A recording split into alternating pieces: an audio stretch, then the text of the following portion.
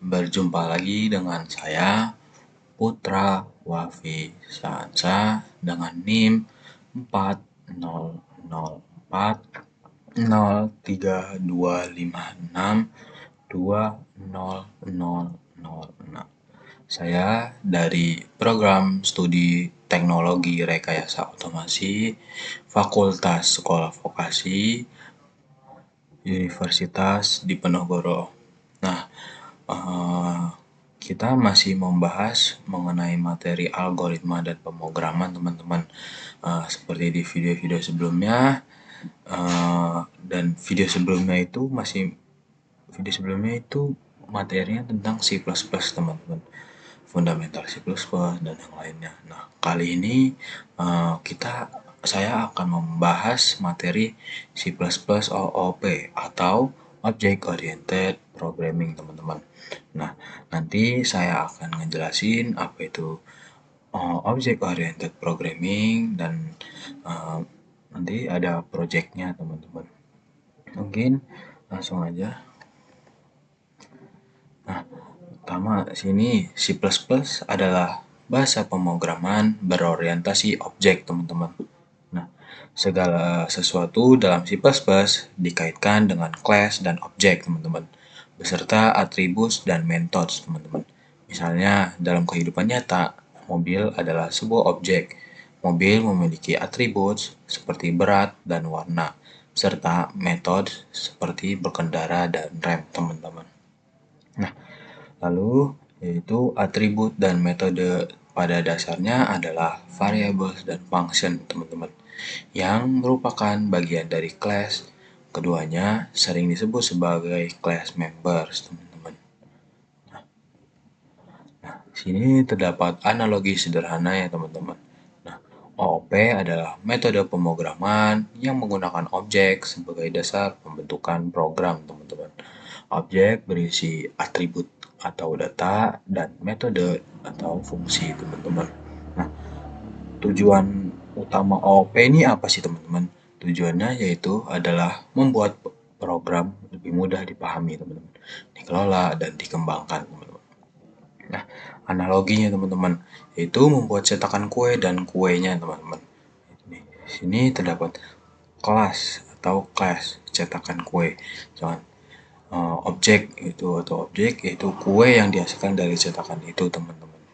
Nah, objeknya yaitu kue yang dihasilkan dari cetakan itu, lalu kelasnya yaitu cetakan kue. Tangan. Nah, sini selanjutnya yaitu semua kue dari satu cetakan atau kelas punya bentuk yang sama, teman-teman. Tapi isi atau toppingnya atau atributnya bisa berbeda. Itu analogi sederhananya, teman-teman. Nah, OOP atau Object Oriented Programming ini adalah cara menulis program dengan membagi kode menjadi objek, teman-teman. Objek ini punya data atau variabel, teman-teman, dan perilaku fungsi, teman-teman. Tujuan OOP ini sebenarnya adalah membuat kode lebih rapih, teman-teman, dan mudah dikelola dan dapat digunakan kembali atau reusability. Nah, contoh dalam dunia nyata nih apa sih, teman-teman? Yaitu ada kelas bernama mobil, atau seperti blueprint atau pola, teman-teman. Nah, dari kelas itu kita bisa membuat banyak objek. Tuh, mobil asap, mobil budi, mobil ilham, teman-teman. Nah, itu mungkin contoh dalam dunia nyatanya ya, teman-teman. Nah, itu materi yang saya sampaikan mengenai object oriented programming, teman-teman.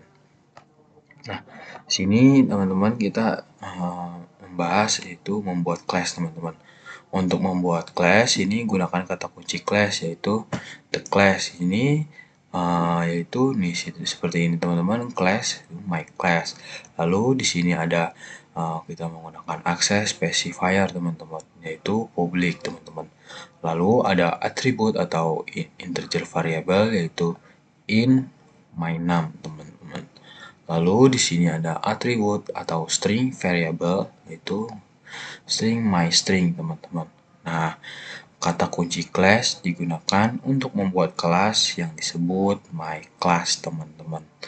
Lalu kata kunci publik adalah penentu akses atau access specifier, teman-teman, yang menentukan bahwa anggota atau atribut dan metode kelas dapat diakses dari luar kelas, teman-teman. Di dalam kelas terdapat variabel integer my_num dan variabel string my_string, teman-teman.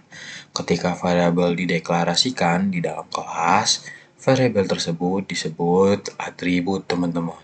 Nah, akhir definisi kelas dengan titik, koma, teman-teman.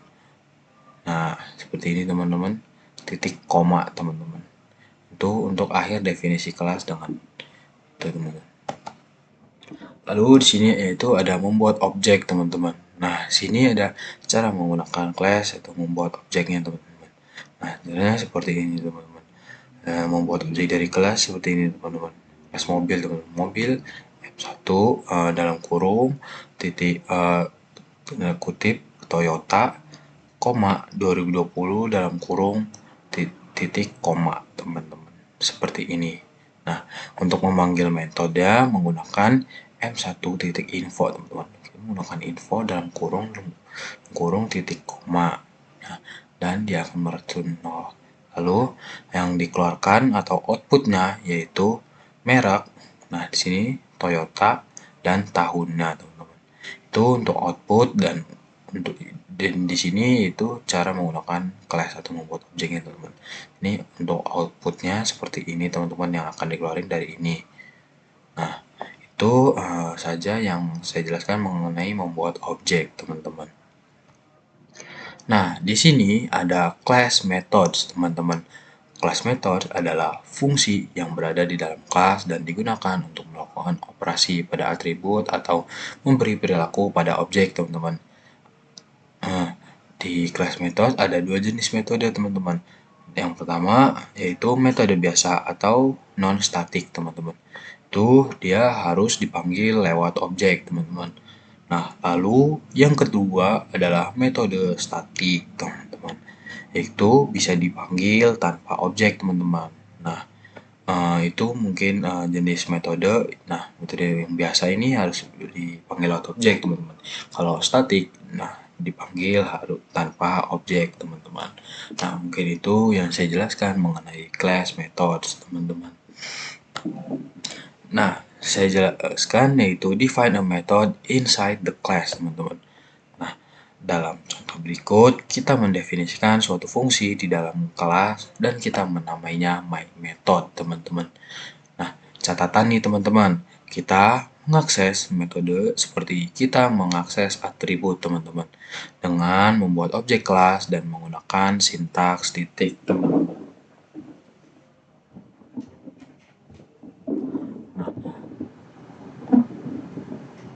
Nah, seperti ini, teman-teman.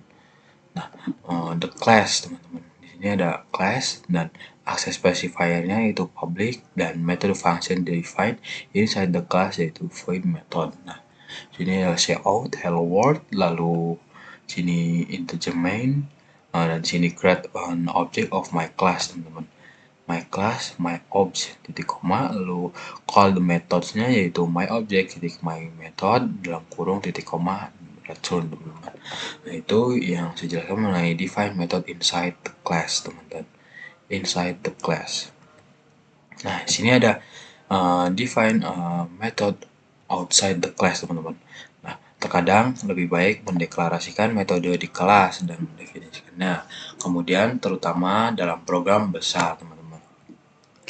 Hal ini dilakukan dengan menentukan nama kelas, diikuti operator resolusi cakupan, diikuti dengan nama fungsi, teman-teman. Nah, seperti biasa di sini ada the class, lalu access specifier-nya itu publik, lalu method function deklarasinya void method, teman-teman. Nah, di sini, teman-teman, method function definition outside the class, teman-teman, seperti ini. Void my class titik 2 my method dalam kurung. Nah, sini definition outside-nya seperti ini, teman-teman. Dia ada titik 2-nya 2 kali, teman-teman. Lalu dia cout hello world dan integer main, dan sini create an object of my class-nya, lalu call the method. Nah, itu seperti ini, teman-teman. Nah, ini fungsi definition outside seperti ini, teman-teman. Nah, kalian bisa tahu perbedaannya. Di sini inside the class tuh di sini tidak ada, tanda-tandanya cuman menggunakan sintaks titik teman-teman, dan mengakses atribut titik koma di sini teman-teman. Kalau di sini dia diikuti titik duanya 2 kali dan diikuti dengan nama fungsi teman-teman. Nah, itu saya jelaskan mengenai define method outside the class dan define method inside the class teman-teman. Selanjutnya ada parameter teman-teman. Nah, di sini parameter kita juga bisa meneruskan nilai ke metode seperti fungsi biasa teman-teman.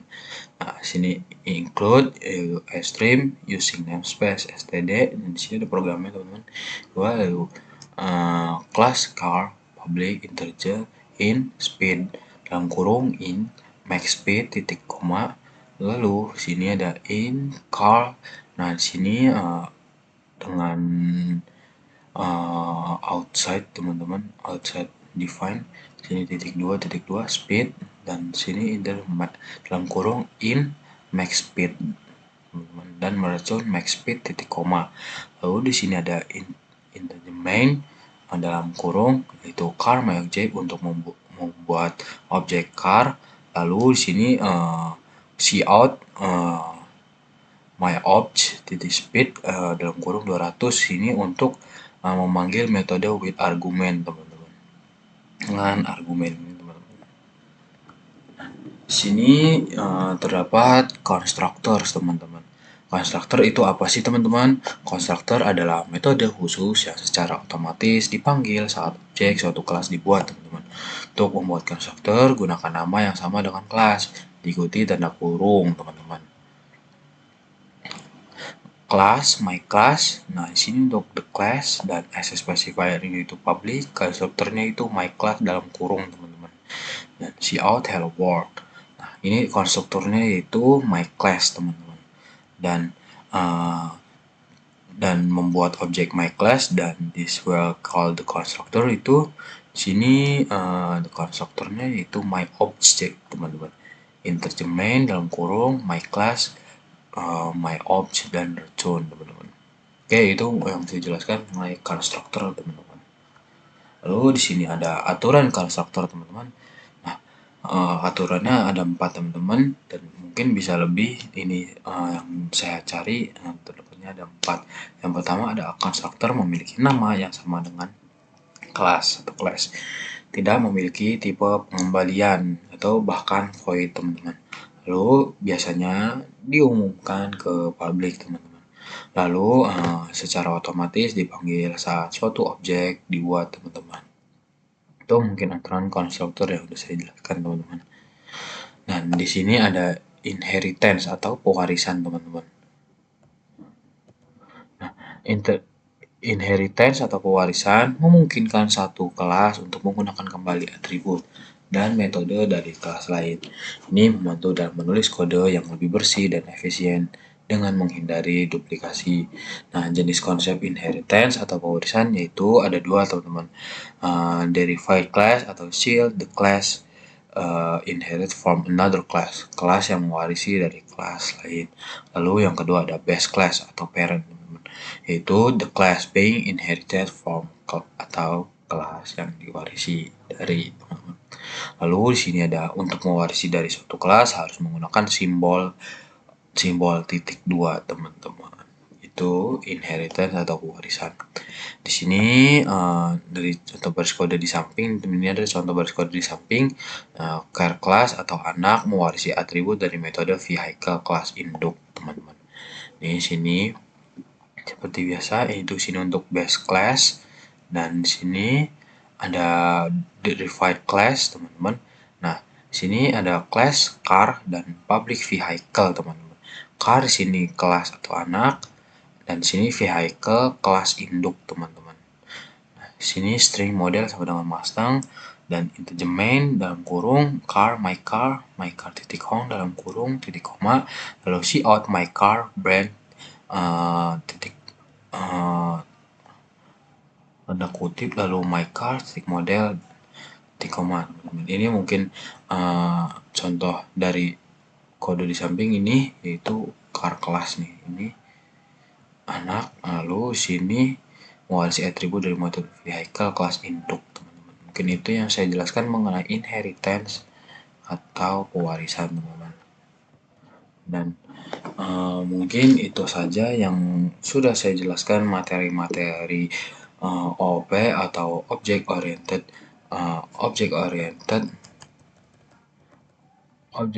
programming, teman-teman. Dan mungkin saya langsung aja ke VS Code, teman-teman, untuk membuat main, teman-teman, dan ntar ada projectnya juga, teman-teman, saya akan buat. Oke. Nah, teman-teman, kali ini saya akan membuat implementasi OOP ini di C++, teman-teman. Nah, kalian simak aja terlebih dahulu kan, teman-teman.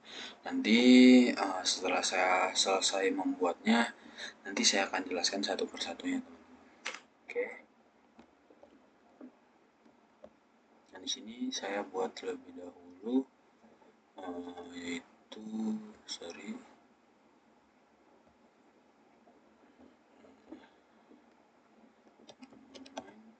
cpp.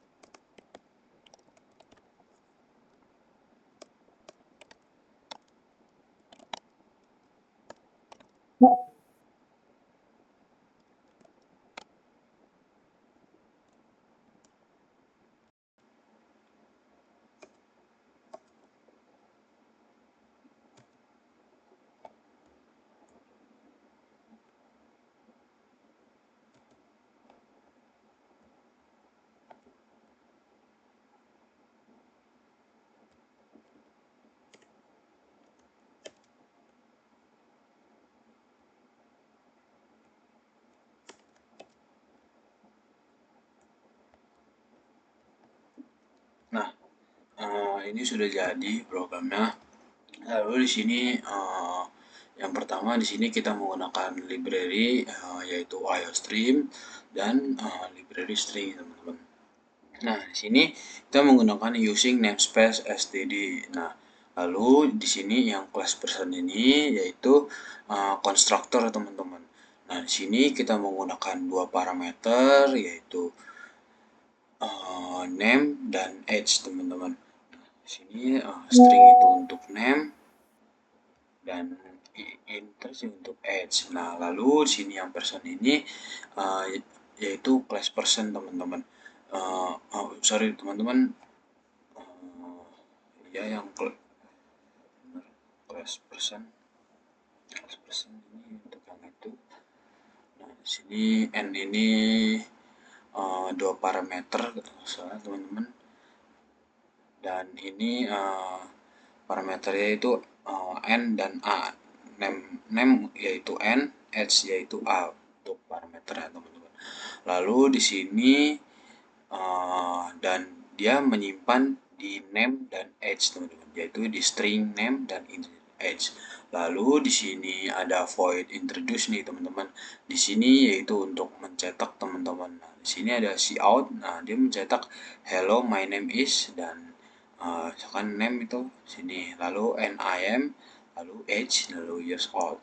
Nah, lalu di sini yang ke terakhir yaitu yang di sini integerment nih, dia sini yaitu membuat objek P teman-teman dari class person teman-teman. Nah, ini lalu dia memanggil metode introduce, lalu menandakan perkenalan teman-teman. Nah, menandakan perkenalan, lalu dia dan di sini yang terakhir dia akan menutup dengan return 0. Nah, teman-teman kan ini udah jadi. Lalu saya akan merun ya teman-teman. Nah, dia tampilan outputnya seperti ini teman-teman. Hello, my name is Wafi and I am 18 years old. My name is, dia akan menunjukkan nama saya kan tadi masukin kita Wafi ini di sini. Nah, ini dia mencetak di sini, lalu and I am 18 years old. Nah, karena sini kita masukin age teman-teman. Age years old. Nah, sini dia introduce-nya itu name-nya kita masukin sini, masih outnya pname yang tadi di sini dan ph yang tadi di sini teman-teman. Itu aja dari saya mengenai implementasi OPP di C++ selanjutnya. Saya akan project HPP dan CPP teman-teman. Nah teman-teman, di sini tuh saya sudah sorry teman-teman. Nah, saya di sini ingin memisahkan file CPP ke HPP teman-teman. Nah, ini saya udah siapin filenya, new filenya buat CPP dan HPP. Mungkin saya akan buat terlebih dahulu file CPP-nya, nanti saya akan melanjutkan ke HPP-nya teman-teman.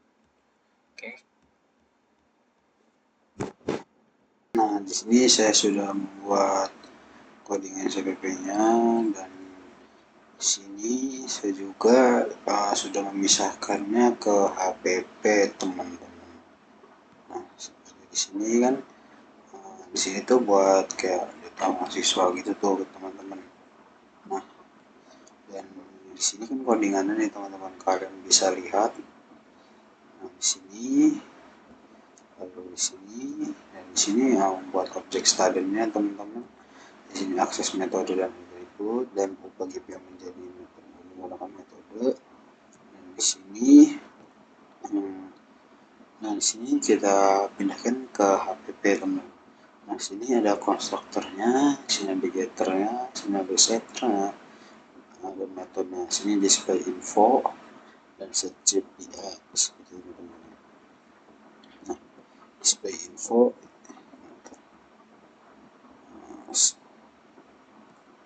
ini display info, lalu sini set GPA, get GPA, get age, lalu get name. Nah di sini kita pindahin sini. Nah string get name, sini get integer get age, terus udah di double lagi, terus get GPA, dan di sini set GPA dan display info. Nah itu kan sudah dari sini ke HP, dari CPP ke HPP. Nah ini saya coba run yang CPP teman-teman. Nah sini outputnya seperti ini teman-teman. Profi usia 19, GPA 8,5 dan GPA awal 3,85, GPA setelah diupah 3,95. Nah, di sini. Mungkin itu project saya, teman-teman, mengenai dari SPP ke HPP, teman-teman. Nah, if and def define ini, teman-teman. Dan mungkin itu sudah saya lakukan. Oke, terima kasih teman-teman. Teman-teman, itu saja mengenai materi kita yang sudah dibahas, yaitu OOP, dan project-project saya tadi mengenai OPP. Ya banyak tadi yang sudah saya lakukan. Buat teman-teman, jika tidak mengerti, kalian bisa mencari tahu lebih dalam di Google, di buku-buku, di AI, dan kalian bisa searching terus, teman-teman, kalau masih tidak mengerti dengan materi saya. Dan mungkin itu aja yang sudah saya bahas mengenai materi ini. Kurang lebihnya mohon maaf. Wassalamualaikum warahmatullahi wabarakatuh.